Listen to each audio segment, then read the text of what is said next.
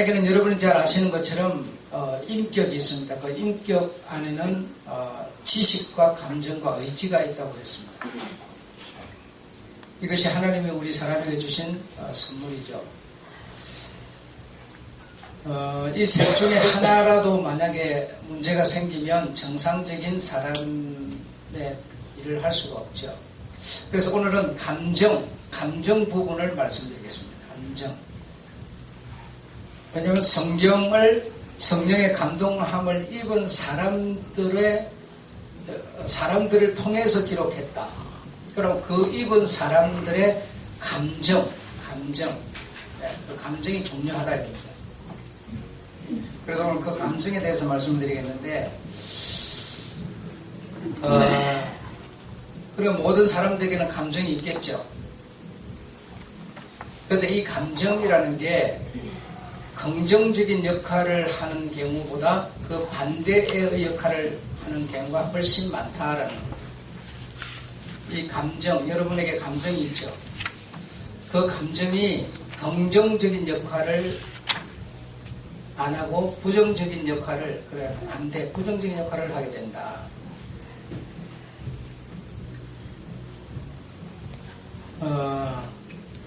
사람의 그 사고 영역 안에는 이성과 감정의 일정 부분씩 세력을 확장하고 있습니다. 그러니까 나라고 하는 사람 안에는 이성과 감정의 일정 부분의 세력을 확장을 하고 있는데, 그 이성과 감정이 계속 다투죠. 다투는데, 다투면 이성이 이기지 못하고 감정이 언제나 이긴다. 감정이 이긴다. 그래서 감정은 주관적인 것이고 이성은 객관적인 것인데, 그 객관적인 것이 여러분의 주관적인 것을 이기지 못한다 이 말입니다. 그래서 나는 언제나 이성적인 부분을 따르지 못하고 감정적인 부분을 따른다 이겁니다. 그래서 그 감정적인 부분은 사람들에게 지지를 받을 수 있는 것이 아니라 자기 독단적인 자기 생각이다. 자기 생각. 그래서 어려운 일이 있으면 자기 혼자 생각하지 말고 사람들과 대화를 나눠보면 좋다.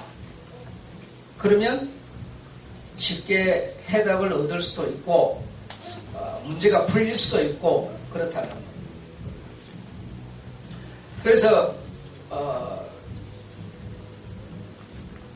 이제 우리는 어떤 감정에 충실하라 막 이런 말도 많이 쓰고 지금 이렇게 하는데 그래 내 감정에 충실한 것은 내 주관적인 것이지 모든 사람들에게 지지를 받을 수 있는 감정이 아니다 이겁니다. 아니다 이겁니다. 그러니까 우리가 지금 착각을 하고 있는 부분들이 있었는데 그 착각하고 있는 부분이 우리에게 있는데도 불구하고 우리가 그걸 모르기 때문에 계속 그렇게 지금 당했다고 볼 수 있겠죠. 당했다고 할 수 있겠죠. 난 이제 하기 싫어. 안 할 거야. 이거는 감정의 소리입니까? 이성의 소리입니까? 예, 감정의 소리죠. 이성의 소리가 아니죠. 그러면 그 감정의 소리가 옳아요, 틀려요? 옳습니까? 틀립니까? 틀리죠. 옳은 해답이라고 볼 수가 없는 거죠. 나 안 할 거야. 하기 싫어. 이렇게 말했다. 그럼 어떤 일에 대해서 하기 싫어. 이렇게 했을 때, 그는 내 어떤 감정의 소리인데, 그 감정의 소리가 사람들에게 지지를 받을 수 있는 소리냐? 아니다. 그런데 우리는 그 감정의 소리, 사람들에게 지지를 받을 수 없는 소리, 그게 곧 나다라고 생각을 하는 거죠. 그게 곧 나다. 그래, 그 감정에 우리가 충실하면 어떻게 되겠어요? 못 설 사람이 되겠죠. 그래, 사람은 이성과 감정의 일정 부분씩을 우리 인간이 세력을 확장하고 있는데, 우리는 나에게서 일어나는 그 감정이 곧 나다라고 생각을 한다, 이 말이죠.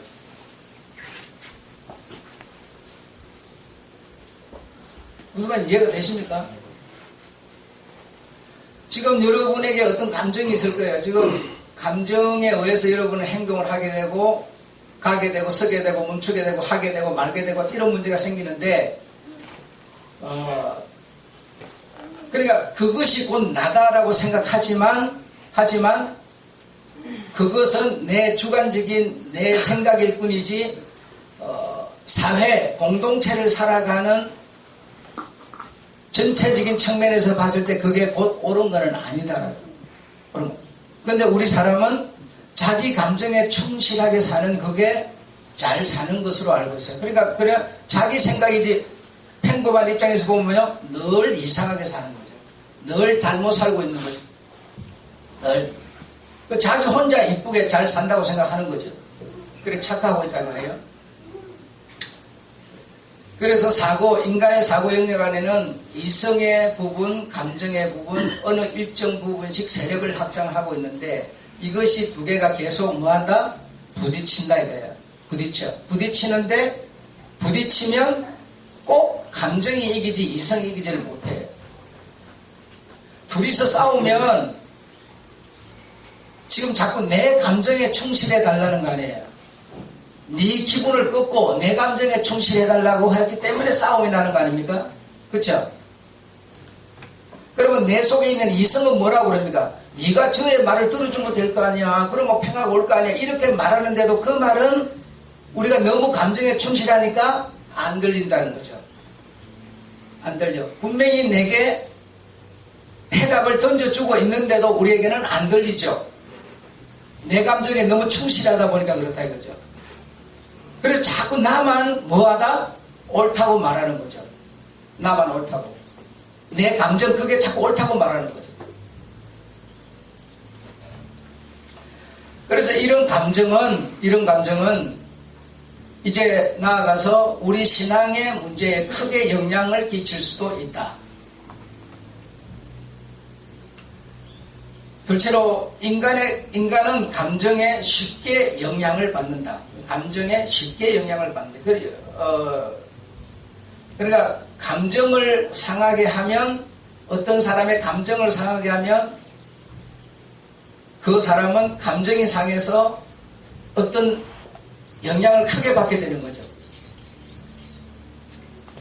그래서 사람이 가지고 있는 이 감정이라고 하는 것은 감정이 가진 영향력이라는 것이 과히 파괴적이다. 여러분이 어떤 차분한 논리, 침착한 이성 그런 것이 있는데 그런 것은 내가 어떤 차분하고 안정을 찾았을 때 뭐 이것도 저것도 생각하고 차분하게 설계하고 관리하고 이런 어떤 딱 안정 조직이 되어 있는데 거기에 감정이라는 게 팍 솟구치기 시작하면 이런 것을 한순간에 무너뜨려 버린다. 한순간에 무너뜨려 버려. 내가 뭐 어떤 체계를 세우고 계획을 세우고 설계를 하고 천국을 바라보고 이 믿음의 생활을 하고 막 이런 안정적인 설계를 다 해가지고 살아가고 있더라도 감정이라는 게 팍 솟구쳐 올라오면 이 모든 것을 순간에 무너뜨리는 심각한 파괴력을 갖고 있다 이거죠. 심각한 파괴력. 여러분이 예를 들어 어떤 문제가 있을 때 여러분에게서 감정이 확 나왔다. 그게 여러분 생각엔 여러분이 옳다고 생각하지만 다른 사람이 봤을 때는 전혀 옳지 않아요. 내 혼자 옳다고 생각하는 것 뿐이에요. 전혀 옳지 않습니다. 그 내가 가진 이성은 뭐라고 그럽니까? 힘을 못 쓰고 지금 뭔 얘기를 하고 있는데도 감정이 솟구치면 못 듣는 거예요. 그 이성의 소리는 안 들려버려요.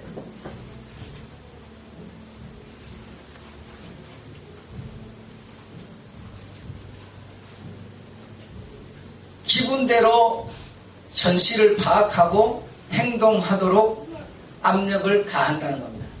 그러니까 내 기분대로 지금 상한 기분, 그죠? 상한 기분대로 행동하고 생각하고 하도록 압력을 나에게 계속 가하는 거죠. 그러니까 상한 기분대로 해버리는 거죠. 그게 곧 뭐다? 나다라고 생각하는 거죠. 그게 곧 나다. 그래서 결국 우리들의 믿음은 무너지고 절망의 나락으로 우리가 내몰리게 되는 것이다. 자, 감정에 사로잡히게 되면 감정에 어떤 사람이 사로잡힙니까? 어떤 문제들 때문에 사로잡히겠죠. 사로잡히게 되면 객관적인 현실과 우리들의 그 믿음과는 별개로 우리들의 마음속에 어떤 것이 생기는데, 감정에 사로잡히면 뭔가 생기는데 우울, 분노, 원망 이런 것이 생긴다.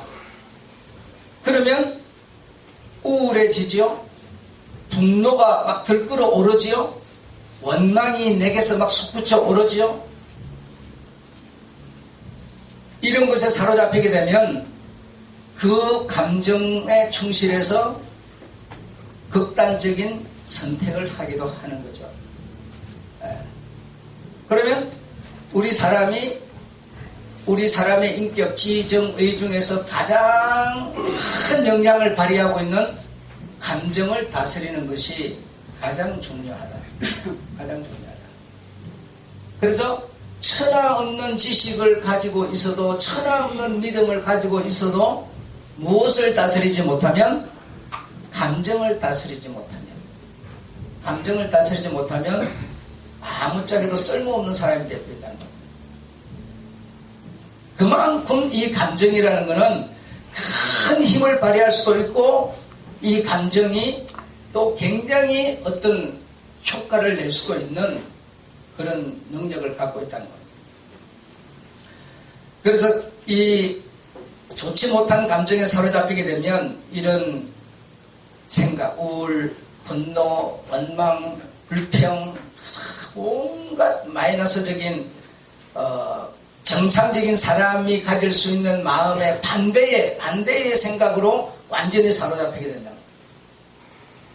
그래서 이 감정에 사로잡히면 신앙의 성숙도와는 상관없이 부정적인 영향을 끼친다 이겁니다. 그러니까 그 감정에서 벗어나고 나서 다시 내가 어떤 신앙을 하는 거지, 그 감정에 사로잡혔을 때는 전혀 신앙과는 상관이 없습니다.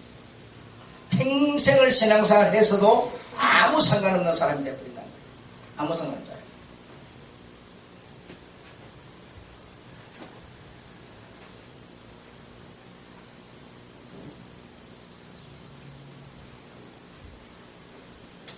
예를 들어서 큰 시험, 공무원 시험 또는 사법 시험, 행정 시험, 이런 어떤 큰 시험, 아니면 대학 쪽 하는 시험, 이런 시험의 압박감에 사로잡혀 있는 청년,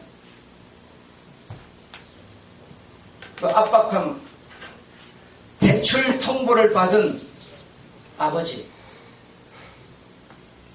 암 선고를 받은 주부, 이웃 교회 성장에 스트레스 받은 목사, 왕따 위기에 내몰린 청년, 사채 시장에 내몰린 이웃집 아저씨, 이런 사람들은 좋은 감정에 사로잡힐 수가 없겠죠. 이런 문제, 어떤 저런 문제, 이 문제로 이 마이너스적인 감정에 사로잡히면 그 사람에게서는 말할 수 없는, 지금까지 존재하지도 어쩌면 않았던 부정적인 요소들이 마구잡이로 쏟아져 나옵니다. 마구잡이로. 그래서 마구잡이로 쏟아져 나오다가 결국은 죽기까지 하는데, 마구잡이로 쏟아져 나오는 이게 곧 자기라고 생각하는 거예요. 마구잡이로 쏟아져 나오는 이것에 내가 충실한 이것이 곧 나라고 생각하는 거예요. 실제 나는 그 반대쪽에 있어요. 그 반대쪽에. 내가 아니에요, 그거는. 이거는 나쁜 감정에 사로잡혀서 나오고 있는 어떤 내용물일 뿐이지, 실제 나는 아니에요. 근데 그게 곧 나라고 생각하는 거예요. 그게 나라고 생각해요.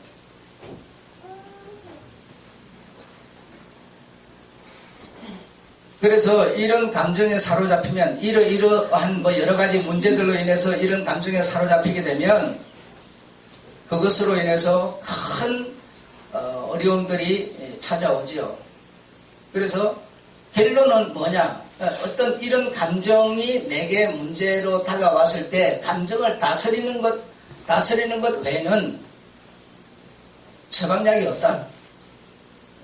여러분 병원에 가면은 뭐 이거 정신 뭐 이거 이 마비시키는 뭐 이런 약 주고 막 이렇게 하잖아요.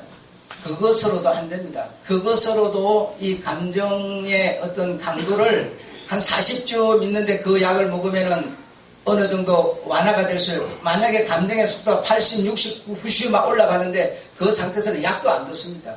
약도 안 듣습니다. 그리고 자기 감정을 여러분 그 야구 선수들이 야구 왔다가도 치려고 하다가 뭐 문제가 생겨 그 감정이 순간적으로 팍 올라올 때 그 만약에 여러분 자기 감정을 그 순간에 다스리지 못하고 방매갖고 앉았는데 머리통 때려버리면 바로 죽어버려요. 그때 이리 머리로 가다가 말고는 땅을 내리치잖아요. 여러분 이거 그때 그 감정 그걸 만약에 못 다스렸으면 어떻게 되겠어요? 가는 겁니다. 바로 죽이는 거예요. 내가 여러분 그 해외 생활을 할 때 그 독일에서 만든 그 장비들은 여러분 이 일본이나 뭐 이런 한국이나 뭐 이런 또 뭐 다른 나라에서 만든 장비보다 월등히 장비 성능이 좋습니다. 성능이 좋고 카타필러라고 하는 그런 메이커인데 그 메이커는 장비가 우리 이런 이 세계에 있는 장비들보다 크기도 배 이상 크고 어마어마합니다. 뭐 무슨 집체가 굴러다니는 것 같고 막 그래요. 그런데 내가 이 승용차를 몰고 그런 지역들은 먼지가 많잖아요. 먼지가 많은데 이렇게 먼지를 일기고 이렇게 왔다 갔다 하니까 그 큰 장비, 집체 같은 많은 장비 그 흙을 푹 퍼가지고 이렇게 푹 감아주는 그런 장비가 있어요. 그 한 바가지, 두 바가지 보면은 25톤짜리에 푹푹 가득 차버려요. 얼마나 장비가 큰지 모르죠. 한국에 오니까 몇 년 지나니까 그런 장비가 이제 등장을 하기 시작. 그전에는 전혀 그런 장비가 없었죠. 그래, 25톤짜리 그 두 번 퍼갖고 놓으면 가득가득 찰 만한 그런 큰 장비 일하는 대로 내가 승용차로 이렇게 왔다 갔다 하다 보니까 먼지가 나지 않았겠어요? 그러니까 이 장비 기사가 화가 났던 거예요. 화가 나가지고 그 큰 장비를 가지고 확 나에게로 돌진해 오는 거예요. 확 그래 엄청 얘가 화가 난 거예요. 감정이 솟구친 거죠. 내가 일하는데 네가 뭐 성질 쩔고 기분 나쁘게 왔다 갔다 하면서 먼지를 이기냐 이거야. 그래가지고 그 큰 장비를 가지고 막 그냥 받아버리려고 달겨오는 거예요. 그래서 그 달겨오는 속력이나 어떤 그 탄력에 의해서도 받쳐가지고 죽기 생겼구나. 이러잖아요. 바퀴 하나가 승용차 2배보다 더 높은데 그걸로 그냥 밀고 이렇게 왔어요. 근데 다 거의 내 차 있는데 거의 다 와가지고 이 사람이 자기 감정을 다스렸는지 그 들고는 그 앞에 그 담는 그 바가지를 막 땅에다 푹 떨어뜨려서 그러면서 바퀴가 막 틀끄틀끄 하면서 딱 멈췄는데 만약에 그것을 바가지를 밑으로 땅으로 안 내렸으면 자기가 멈추고 싶어도 멈출 수 없는 상황이 발생할 거예요. 예. 그럼 바로 거기서 뭐 빼다 박으면 바로 직사입니다. 어쩔 수도 없는 상황이에요. 그래 이 감정은 여러분 다스리는 길 외에는 다른 길이 없습니다. 그래서 뭐 극단적인 감정이 솟았을 때 뭐 하늘을 쳐다보고 한숨을 쉬라고 온갖 얘기들이 있죠.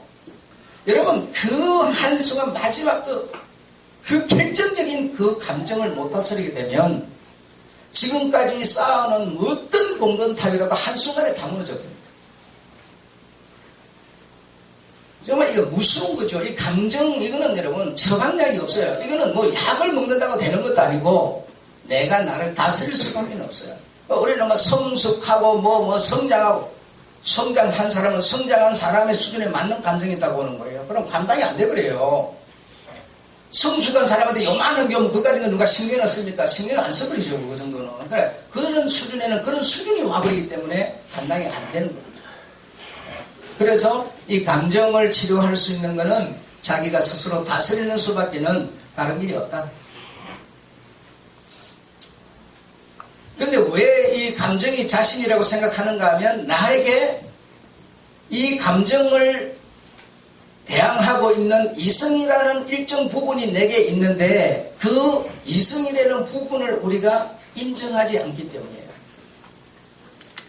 분명히 이 세상에는, 그리고 사람이나 모든 것에는 전부 대항할 수 있고 대노할 수 있고 맞설 수 있는 신이 반드시 존재하고 있습니다.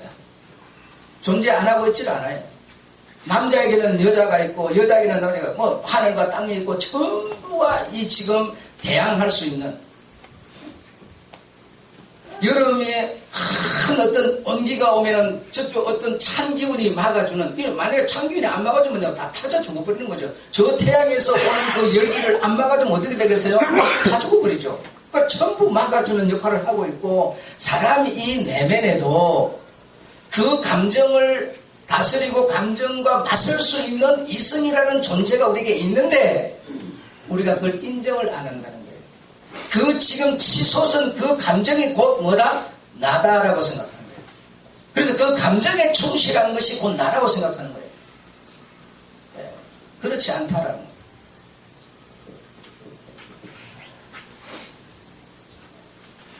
그래서 이런 부정적인 감정이 부정적인 결과를 가지고, 마이너스적인 결과를 가지고 우리에게 찾아와서 우리를 넘어지게 할 때 두 가지의 방법으로 나타나는데, 첫째로는 고독할 때. 그러니까 싸움을 하면 계속 그놈 보고 있으면요, 안 되니까 나가버려라. 나가서 사람들하고 만나서 차라리 술이라도 먹고 사람들을 만나라 이거예요. 고독하게 있으면 이 감정, 이 마이너스적인 부정적인 감정은 계속 업데이트가 되는 거예요. 그래서 더 요만하던 것이 이만해지고 이렇게 되는 거예요. 그래서 이 고독, 하와라고 하는 여자가 동산에 혼자 있을 때 무너졌습니다. 여러분 어디를 가시더라도 여러분이 혼자 있어서 자신 없다 싶으면 혼자 있지 마세요. 여러분 여행 가셔가지고 호텔방에 혼자 있어 자신감이 없다 싶으면 호텔방에 혼자 가 있으면 안 됩니다. 그러면 그 고독할 때 무엇이 찾아오느냐? 부정적인 요소가 찾아와요. 무슨 말인지 알아들을 수 있는 사람은 알아들으시기 바랍니다. 너무 이런 데서 얘기할 만한 기회가 아니라서, 어쨌든 고독하게 혼자 있을 때 어떤 이런 나를 넘어지게 할 수 있는 그런 문제가 나를 찾아온다. 그 찾아오면 나에게 일어나는 그 어떤 감정을, 그것이 주관적인 것이면서 객관적인 것으로 오판을 해버려요. 아, 내가 이런 상황에서 이래 하는 거 괜찮아. 할 수 있는 게 당연한 거야. 이렇게 객관적인 것으로 다른 사람이 듣고 인정해 줄 거라고 하는 것으로 오판을 해버린다. 그럼 어떻게 되겠어요? 엄청난 실수를 저질러 버리죠. 그러니까 혼자 있는 이것이 굉장히 위험하다. 과연 나라고 하는 사람이 나 혼자 있을 때 과연 어떤 사람이냐? 여러분, 사람이 볼 때는, 누군가가 나를 지켜볼 때는 우리가 조심하죠.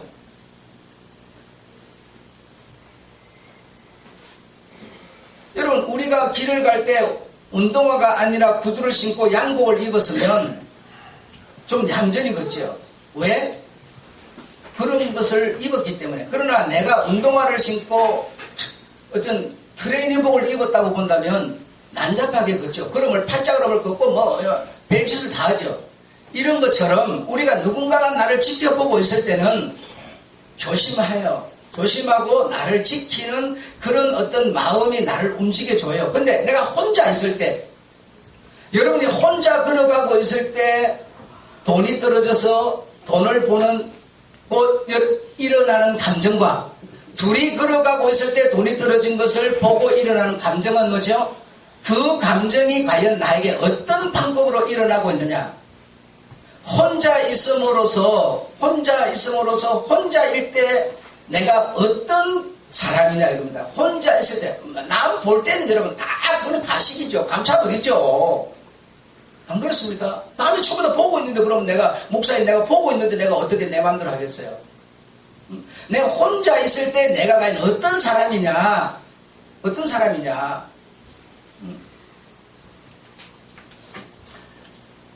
그래서 자신 없으면 혼자 있는 것이 좋지 않다.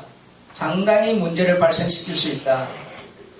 그래서 혼자라고 하는 이것이 여러분 꼭 물리적으로 혼자 이런 의미만은 아니고 남은 다 잘 되는데 내 혼자 안 된다. 남은 다 잘 사는데 나 혼자 못 산다. 그럴 때 일어나는 나 홀로 감정이 우리 사람에게 있어요. 그럼 여러분 다 잘 때 왜 내만 안 돼? 이러면요 내 속에는 어떤 부정적인 그런 요소를 가지고 내 마음속에 나 홀로 감정이 나를 지배할 수 있어요. 그러면 같이 있어도 여럿이 아니라 이거는 나 홀로가 돼버리는 거예요. 나 홀로가. 여러분 하와도 그러했고 큰 선지자 예레미야는 정말 눈물의 선지자, 큰 선지자입니다.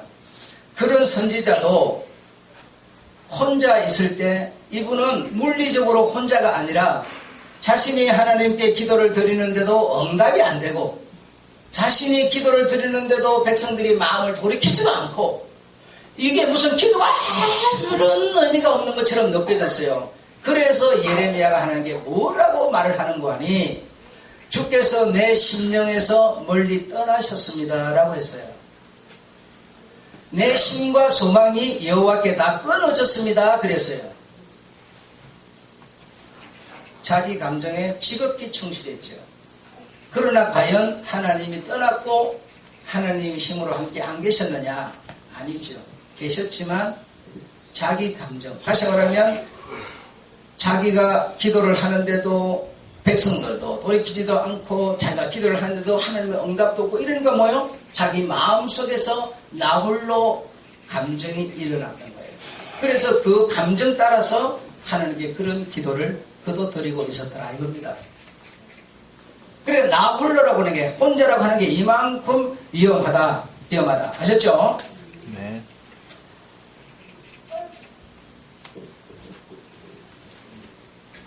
그래서 혼자 있을 때 나 홀로 감정일 때 예레미야는 복과 은혜를 하나님이 다 거두가 버렸다 이렇게 생각했어요. 그래서 하나님께 된통 혼나지만 이와 마찬가지로 우리가 여러분 이렇게 생활을 할 때 나는 왜 이렇게 일생을 살면서 이렇게 어렵게 살아? 나는 일생을 살면서 이렇게 병과 그런 친구 삼아서 맨날 아프고 병들고 이래 살아. 이런 왜 하나님께 기도해도 하나님 그렇다고 뭐 바꿔주는 것도 없고 이럴 때 여러분 우리의 일생이 나홀로 인생이 되는 거예요. 나홀로 인생이 돼가지고 내 마음속에는 뭐요? 늘 신앙생활을 해도 부정적이라는 것이 마음속에 꽉 차 있는 거예요. 그러면 그걸 어떻게 해야 되겠어요? 치료를 받아야 되죠. 치료를 받아야 돼요. 그게 치료를 받아야 되는 수준이라고 아는 사람은 사는 거고 그게 곧 자기라고 생각하는 사람은 죽는 거고 길이 둘밖에 없습니다. 예, 다른 길이 없습니다. 여러분 우리가 몸이 아프면 여러분 뭐합니까? 치료받으러 가잖아요. 내 지금 마음 정신 영이 지금 아픈 것을 못 느끼니까 뭐죠? 죽는 길밖에 길이 없어요. 그걸 치료받아야 된다고 생각을 안 하는 거예요. 다 분명히 치료받아야 되는 상황인데도 치료받을 생각 안 해요.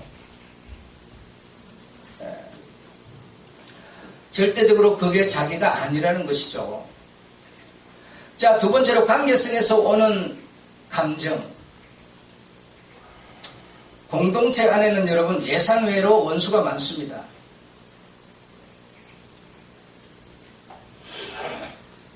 목사에게 돈 빌리러 오는 사람.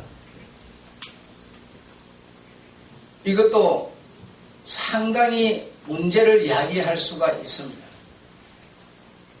안 빌려줘도 문제고 빌려줘도 문제입니다. 헌금 되돌려 달라고 하는 성도. 이 소리 저 소리 이곳저곳으로 빠르게 옮겨다니면서 전하는 성도. 감당할 수 없을 만큼 심한 변덕쟁이의 달인. 집사 안 시켜준다고 삐쳐있는 사람. 일은 잘하는데 턱없이 모자라는 인격자. 이런 사람들이 공동체 안에 있어요. 가득 있습니다. 그래서 사실은 원수예요, 원수. 고통을 주는 게, 원수가 뭐예요? 고통 주는 게 원수 아닙니까? 그래서 우리를 가장 힘들게 하는 것은 관계의 사람입니다, 사람.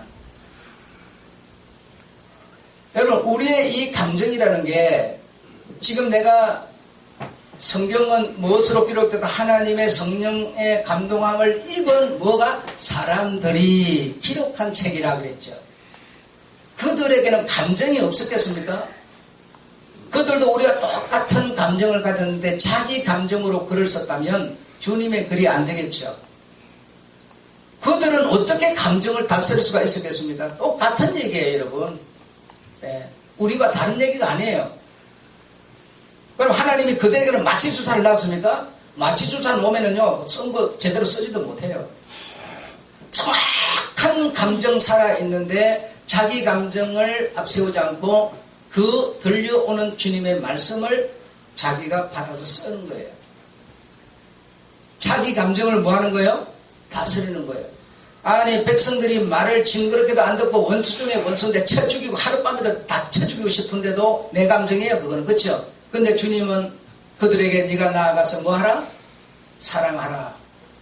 이런 문제로 말씀으로 다가왔을 때 자기 감정하고 맞습니까? 한번 생각해. 호세아 선지자가 지금 마누라를 데려다 놨더니 바람 나가지고 나가버렸어요. 주님께서는 바람 나가지고 나가버린 네 아내 돈 주고 싹 주고 다시 데려오라 하는데 내 감정과 그분의 말씀의 감정이 지금 두 개가 부닥치는데 어떻게 되겠습니까? 한번 생각해 보세요. 여러분, 내 감정에 의해서 지금 내 감정이 나라고 생각하고 내 감정에 충실해가지고 이렇게 저렇게 충만한 감정이 솟구쳤을 때 그게 나라고 생각하지 마세요. 그건 나가 아니에요. 그 감정에 충실하면 죽는 거예요. 다른 길이 없습니다. 이 감정에, 내 감정에 충실한 나를 바라봐주는 사람을 생각하셔야 돼요. 관계를 생각하셔야 돼요, 여러분. 아시겠습니까? 내 감정에 충실하면 내밖에 모르면 여러분, 주변이 어쩌든지만 자식, 아들, 딸, 교회, 목사, 성도, 이웃, 성도, 여러분, 그걸 생각하면 내 감정에 충실할 수가 없지요. 안 그렇습니까? 내 감정에 충실한 그게 곧 내가 아니라니까요. 우리 그 생각을 빨리 지금 정리를 하셔야 돼요. 성경을 기록한 사람들에게 그들에게 우리와 같은 감정이 있었는데 하나님의 말씀은 내가 가진 감정에 딱 맞게끔 오면 얼마나 좋겠어. 기분 좋게 쫙쫙 썼을 거예요. 그런데 전부가 반대로 다가왔어요. 전부 다 반대로. 모세를 하나님이 쓰실 일이면 좀 능력 있고 힘이 있을 때 쓰시지. 바보 다 되고 나니까 내가 너를 쓰겠다. 모세가 여러분 바보입니까? 그렇게 해야 돼요. 아니, 쓰려면 진작 좀 쓰시지. 내가 바보 됐는데 이제 쓰려고 그러냐고. 그럴 때 모세는 자기 감정을 계속 내세우지 않잖아요. 우리가 성경을 배운다는 것은 뭡니까? 내 감정에 충실한 것을 죽이는 삶이죠. 그게 천국 가는 사람들이죠. 내 감정에만 충실하면 우리가 이웃이 어디 있고 교회가 어디 있고 하나님이 어디 있어요 여러분. 내 감정이 난데 그게 곧 나 주인이 돼버리는데 안 그렇습니까?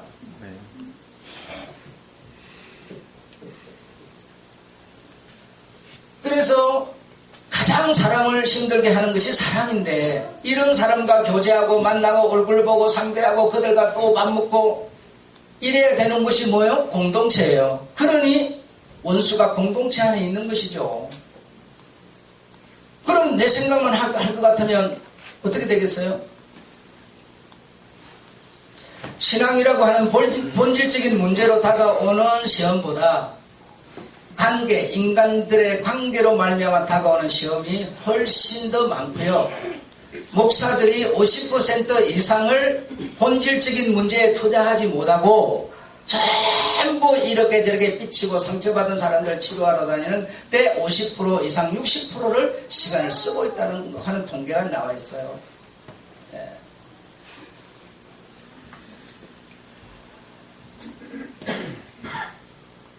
그래서 이런 관계로 인해서 감정에 불이 붙게 되면 이런 관계, 안 좋은 관계로 감정에 불이 붙게 되면 2라운드의 소리를 날리는데 뭐라고 날리느냐? 나는 더 이상 못 있겠어요. 이렇게 나오죠. 왜 못 다니겠어요? 뭐요? 이렇게 나와요. 그래, 그게 과연 자기라고 생각하지 말라는 겁니다. 그래서 이런 감정의 상처는 실망을 동반하게 되고 내적으로 고독하게 되고 나홀로 혼자라고 하는 감정에 사로잡혀서 결국은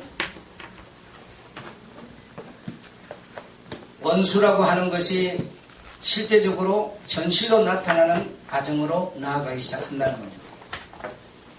그래서 내가 가진 그 감정이 꼭 옳은 것이 아니다라고 하는 것을 우리가 인정해야 된다. 그 감정과 맞설 수 있는 이성이 나에게서 분명히 내가 예를 들어서 쇠몽댕이를 들어갖고 누구를 딱 때리고 싶은 감정이 확 올라왔는데 그럼 그것밖에 없지 않아요. 우리에게 분명히 올라왔을 때 내게 이성이 나를 두들겨 줍니다.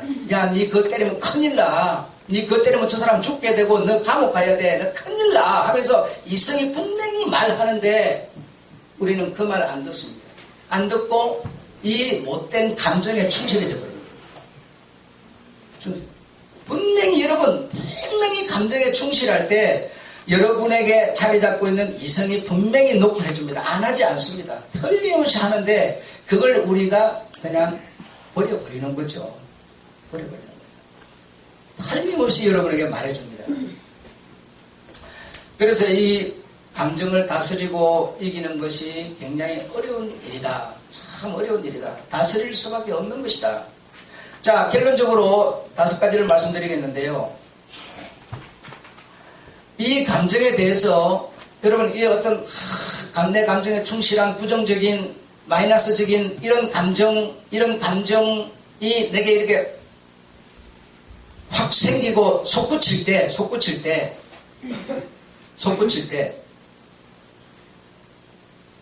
전혀 우리는 내 자신에게 명령하지 않는다.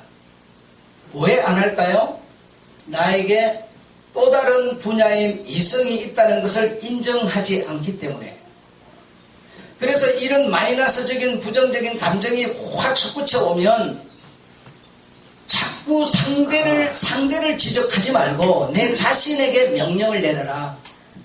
내 자신에게. 어째서 너는 자꾸 네 생각만 옳다고 성질을 부리냐? 내가 명령을 내려라. 근데 우리는 어떻게 하죠? 자꾸 남에게만 내려요. 내 감정에 충실해가지고 남에게만 내리는 거예요. 나에게 내려라, 나에게. 나에게 내릴 수 있는 이성이 우리에게 분명히 한 부분을 차지하고 있다, 이 말입니다. 그러니까 이 이성으로 나에게 명령을 내려라. 나에게. 응? 만약에 나에게 명령을 내리지 않으면 우리는 어떤 사람이 되느냐? 틀린 감정의 소리를 그냥 듣고 사는 틀린 사람이 돼버린다 이겁니다. 틀린 사람이 돼버려요. 지금 내게 솟구치는 그 감정이 옳은 게 아니잖아요. 주관적인 것이지 객관적인 것이 아니잖아요. 그런데 그 말 듣고 살면 뭐요? 내가 틀린 사람이 돼버린다니까요. 그러니까 내가 참 어려운 일이죠. 그럼 한쪽에서 지금 말해주는 그 이성적인 소리로 이 부정적인 감정에 명령을 내려라 이 말입니다. 명령을 내려라. 분명히 우리에게는 이성적인 부분의 한 영역이 있다 이겁니다. 없지 않아 있어요. 그래서 이 틀린 감정의 소리에 여러분을 남이 아닌 여러분을 나무라라, 비판하라, 타이르라 또는 격려하라. 우리는 여러분 남이 격려해 주는 거는 위로가 되는데 어째서 내가 나를 격려는 안 하냐 이거죠. 아 잘했어 이거 맞아 이렇게 하니까 옳은 거야. 내가 주의 말씀 계속 듣더니 내게 지혜가 생겼어. 내 자신을 때로는 격려하고 내 자신을 때로는 비판해야 된다는 거예요. 왜 나는 꼭 남의 뜻이 이렇게 탐이 나냐? 왜 남의 뜻이 자꾸 좋게만 보이냐? 어째서 나는 그런 사람일까 하면서 나를 비판하라 말이에요. 남을 왜 비판해요? 나를 비판해야죠. 남을 비판하면 분쟁과 싸움이 어디서나 창상이 어디서 나면요? 남을 비판하니까 나는 거예요. 그러면 내가 나를 비판해가지고 내가 먼저 제자를 선물이면 어떻게 되겠어요? 그냥 회복돼버리는 거죠. 치료되는 거죠.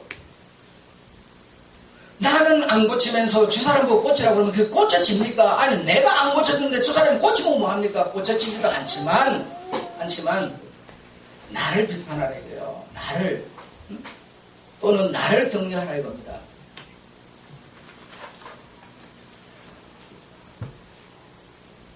이 틀린 감정에 끌려다니지 마시고 우울하도록 그냥 내버려 두지 마십시오.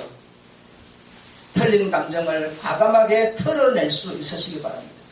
막걸리 한 잔 마셔서 털어내지는 사람은요, 막걸리 한 잔 마시시고, 친구하고 나가서 수다 확 털어버리면 털어지는 사람 수다 털어버리시고, 거기에 끌려당기지 말라 이겁니다. 끌려당기지 말라. 감정은 오래 지속되는 게 아니니까, 그 순간만 우리가 이겨내면 되는 거니까. 경건의 연습, 이 경건의 연습이라는 게 바로 지금까지 말씀드린 이런 것을 경건의 연습, 훈련, 거듭하여 감정을 다스릴 줄 아는 사람을 보고 성숙한 성도라고 하는 겁니다. 성경에서는. 다섯 번째 마지막으로 여러분이 주님의 말씀 앞에 내 삶을 드리는 사람은 이런 세상 속에서 일어나는 이런 것 한낮 가을 낙엽과 같다 이겁니다. 이런 내용을 오늘 주일 설교를 통해서 여러분에게 주님께서 깨닫게 하신 것을 우리가 함께 공유하고 또 우리의 정신 마음이 치료받고 그래서 수정함으로써 주님의 그 요구에 나아갈 수 있는 우리가 될 수 있기를 바랍니다. 기도하겠습니다. 하나님 아버지,